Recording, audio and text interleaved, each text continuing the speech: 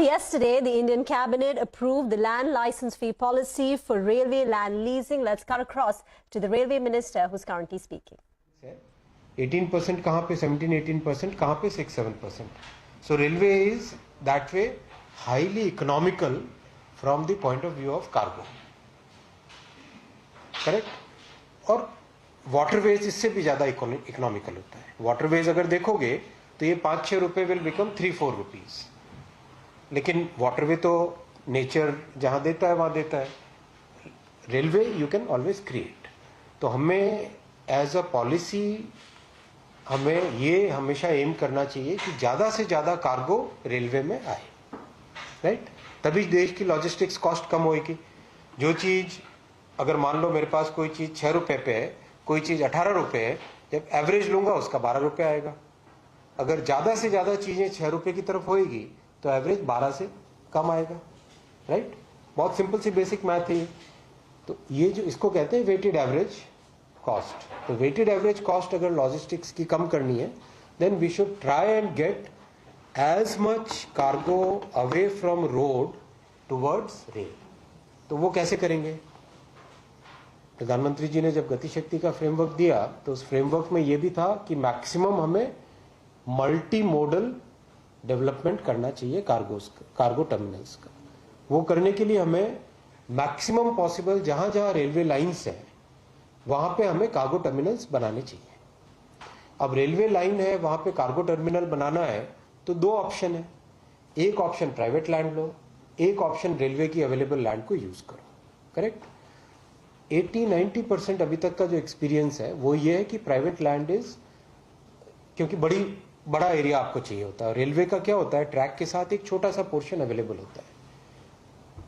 Track के दोनों तरफ तो कुल मिला के करीब करीब 40 मीटर का टोटल हम राइट ऑफ वे लेते हैं. तो 40 मीटर्स के आसपास की हमको अवेलेबल लैंड अवेलेबल रहती है. तो जनरली लोग प्राइवेट लैंड लेते हैं. लेकिन ये 40 मीटर्स का पोर्शन जो होता है जिसके थ्रू रेलवे कनेक्टिविटी देनी होती है उसमें बड़ी दिक्कत आती थी. क्या दिक्कत आती थी? दिक्कत आती थी कि रेलवे की लैंड पॉलिसी में था कोई भी अगर आपको रेलवे की लैंड यूज करनी है तो उसमें केवल आपको 5 साल का लाइसेंस पीरियड होता था.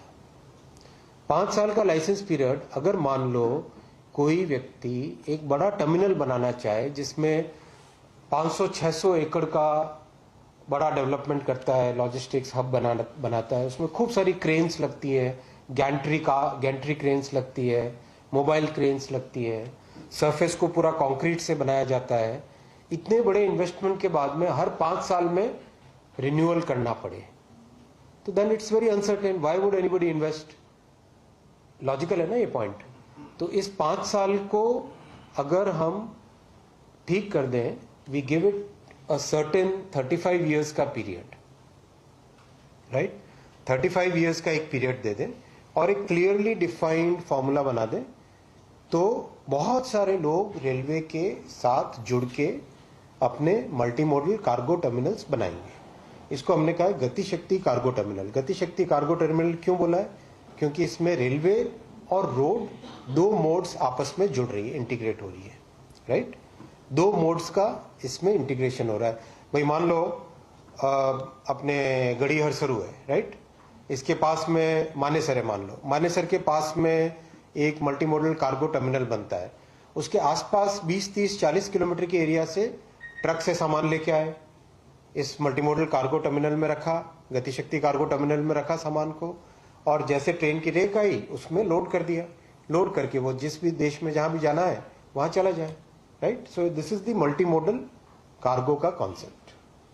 तो अभी ये लास्ट दिसंबर में जब ये पॉलिसी फ्लोट की थी, गति शक्ति कार्गो टर्मिनल की पॉलिसी, बहुत अच्छा रिस्पॉन्स आया. हमारा कितना था वो नंबर, क्या था एग्जैक्टली? करीब 90, समझो 94 है, 93 है. 93 के आसपास फर्म एप्लीकेशंस आ गई है. 93 कार्गो टर्मिनल्स, गति शक्ति कार्गो टर्मिनल्स बनाने के लिए फर्म एप्लीकेशंस आ गई हैं. एंड अराउंड 62 और 64 ऐसा कुछ नंबर है, 65, जो people have expressed interest in developing more cargo terminals. Everybody wanted कि इसमें एक क्लैरिटी आए हमें। हम 5 साल के बेसिस पे हम इन्वेस्टमेंट नहीं कर सकते, हमें आप 35 years extendable to another 35 years की एक क्लैरिटी दो। अच्छा, एक कार्गो टर्मिनल डेवलप होता है, करीब करीब 100 लोगों को उसमें रोजगार मिलता है डायरेक्टली, राइट। क्रेन ऑपरेटर्स होंगे, क्रेन के हेल्पर्स होंगे, मैकेनिक्स होंगे, फिटर्स होंगे, आपको सुपरवाइजर्स चाहिएंगे, आपका वेयर हाउस बनाए तो वेयर हाउस के अंदर की जो अकाउंटेंसी है, जो स्टोर कीपर्स हैं, वो सब कई तरह के इसमें जॉब्स क्रिएट होते हैं। करीब करीब एक वेयर हाउस में 100 लोगों के आसपास लोगों को रोजगार मिलता है। तो सोचो, अगर 300 वेयर हाउस, अगर 300 गतिशक्ति कार्गो टर्मिनल अगर हम बना लें अगले 4-5 साल में मेहनत करके, तो करीब करीब हमको 1,25,000 1,20,000 के आसपास रोजगार क्रिएट होता है। Because every direct job is creating 3 more indirect. कैसे?